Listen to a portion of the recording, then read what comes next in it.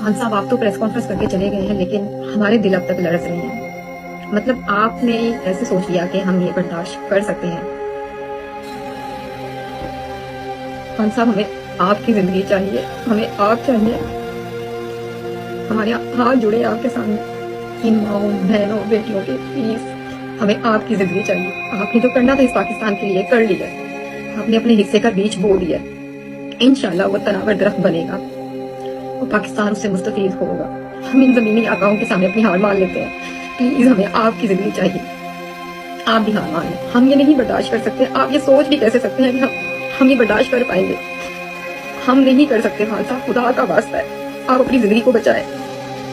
इन पाकिस्तानियों के मुकद्दर भी गुलामी है। आपने जो अपने हिस्से का रोल प्ले करना था आपने किया है।